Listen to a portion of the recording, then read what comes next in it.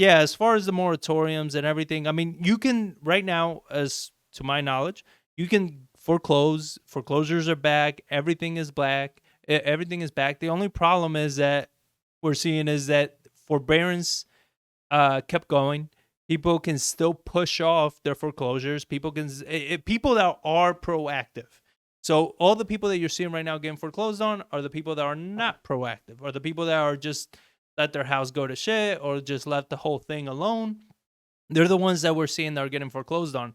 But aside from them, everybody else that's actually approached their banks to do loan modifications, they're getting every benefit under the sun to avoid foreclosures. You got to keep in mind, guys, like the government does not want the housing market to crash.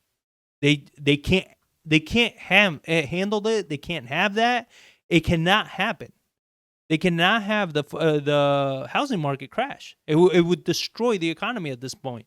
You know, right now, it was one of the economists that was talking about, like, we are a creditor nation. We need more credit. We need more, spending. Well, it's also, we need like, more most of this. people don't even realize, like, when it comes to that kind of stuff, like, we need creation of credit. Yeah. Because as, like, most people say, like, oh, there should just be no debt. If you paid off the national debt, there'd be no money. They don't understand how the financial system works. Like, if you paid off the national debt, literally, like, if you read it, it says a federal, Federal Reserve note. Like your dollar bill, you look as a Federal Reserve note. It is a liability of somebody. If you paid off the national debt, there'd be literally no money left in the economy to work. As the population grows, as goods and services grow, you need additional money to support that. Otherwise, it goes down. And you can't have that going down when you work off. That was one of the biggest arguments that Dr. Mark Dortzer? Whatever the fuck. Dorsa guy, I don't know. That was one of I don't know if they sounds German. That was racist. Anyway, easy Hitler. Wow. That was one of the things that he brought up, is that one of the biggest issues that we're having right now in our economy is immigration.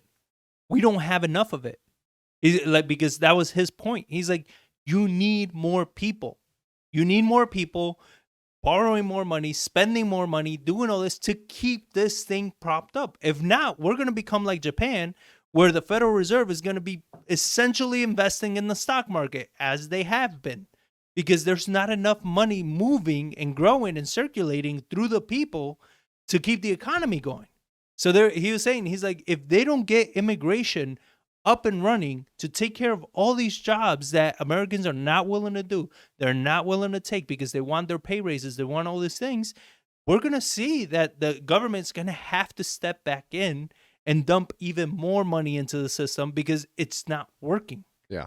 Like, they need people. You need a growth of population. You need a growth of credit. You need a growth of all this in order to do any of it. You need growth. Just that. Period. On all you can't facets. stop. You can't go backwards.